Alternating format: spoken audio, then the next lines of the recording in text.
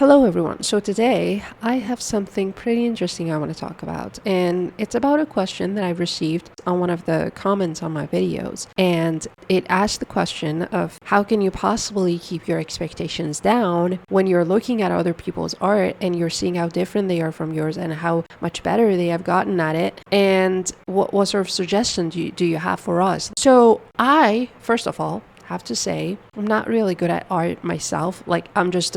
I consider myself an amateur, and I'm just doing it because it's fun, not because I want to create this masterpiece. None of that, really.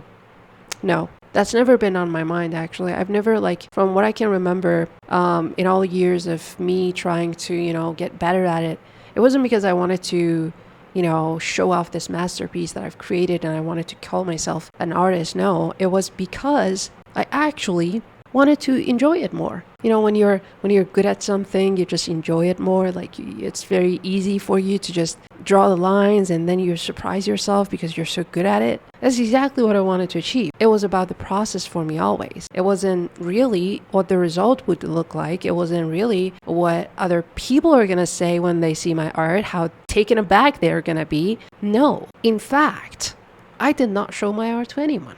It was a very solitary practice that I would do when I wanted to wind down, when I came back from work. And I'm talking as if I had years of working. No, I've just been working for 2 years, at a normal job.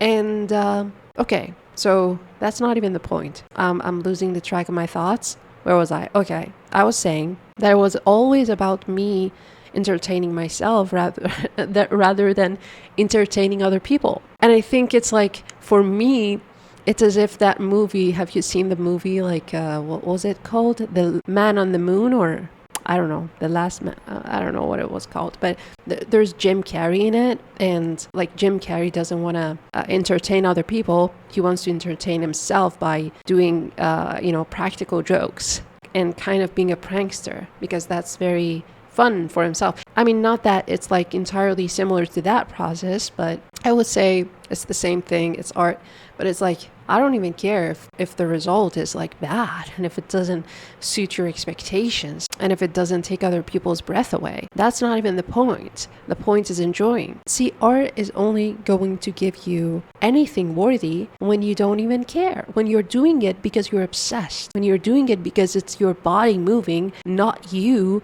trying to move. It's something carrying your attention with itself. And some people are born with that ability. And I believe that because, I myself actually have kind of been naturally drawn to art. So it's not even something I've tried to do. It's something that I naturally find myself doing all the freaking time. I can't even stop myself. So what I am saying is that you can actually achieve that state of mind, even if you're not natural at it. It's going to come natural to you. Maybe that part of your brain hasn't been opened yet. Maybe that part of your brain needs to emerge out of its passive and dormant state by a sort of trigger, by something that you can do to reawaken that sort of natural flow state that doesn't care so much about the result, that makes you drop all expectation and hone in on what matters and what's in front of you right now. It's being now oriented and present oriented is the most important step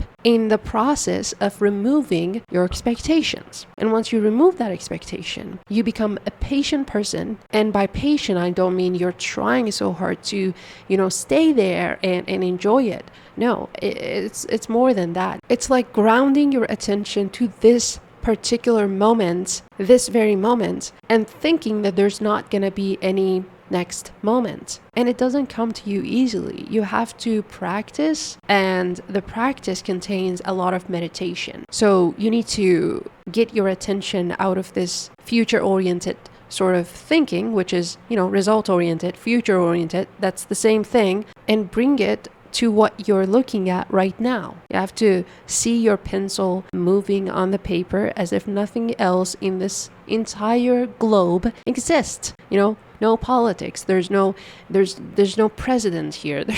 That's actually a very stupid and funny thing to say, but there's no one out there. There's no one. It's a barren place. It's a space with nothing in it but that pencil and a paper that you're drawing on. It's weird and it's scary. No, it's not scary. It's a bit weird, the way I'm talking about it, but you're going to get it once you get into the zone of that. And you have to be patient. In the beginning, you need a lot of patience, and patience doesn't come easily. You have to really toil, and you have to really endure a lot of empty times. It's as if you're stranded on a different planet all by yourself, and there's no one out there but just that piece of paper and a pencil.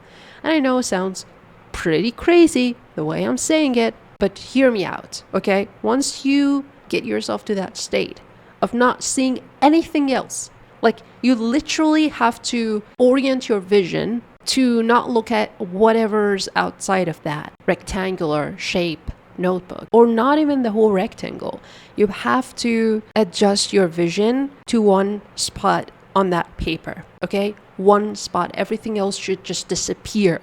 It should fade away into nothingness, and it should get out of your mind as if it does not have any existence in this whole reality. I know I'm being a bit dramatic. I feel like I'm being a bit dramatic. I'm not sure. But I need to even be more dramatic. I need to be even more intense in my description of how it feels and what you need to do, because these are technical steps that you need to take. The first step is to narrow your field of vision, because your attention goes to where your eyes look at, right? So our eyes are actually windows to our mind. And you're going to have to take advantage of that knowledge by looking only at the movement of the lines. And I'm not saying you have to shove your head into the sketchbook and get super close to it to a point that you kind of start to get blurry-eyed and stuff. No, what I'm saying is that you move your eyes with the lines and nothing else. Okay, so that's the first step you're taking, right?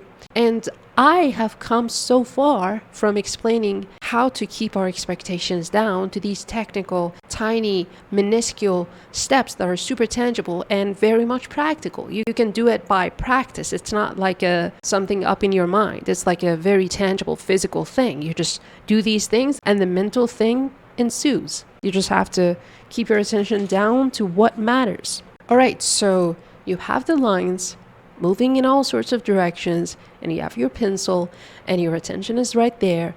So you have to maintain that attention. It's not okay if you just did it for 1 minute. You have to maintain that attention to the now, to this movement, and not the previous movement, this exact movement that's happening right in front of your eyes, right at this moment.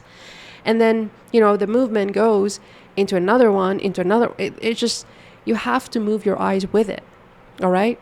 So once you move your eyes with it, once you pay attention to what's in front of you, then you become very much present oriented. And over time, it becomes so much easier for you to be patient, because the concept of patience itself is going to just disappear. It's as if you don't even need patience, because you are a patient person. So it becomes a part of your identity, or it becomes a part of your action, and you no longer see it. You've assimilated to that level of attentiveness that you don't even pay attention to being patient. You are being patient. So if you've come this far, being able to be patient for hours, just looking at one specific line. And I'm not joking when I say one specific line. It's like when you're reading and you want to keep your attention down to what you're reading, and your mind is always fleeing into other matters that's been pressing on your mind, and you're just feeling dizzy because you're trying so hard to keep your attention down to the words, but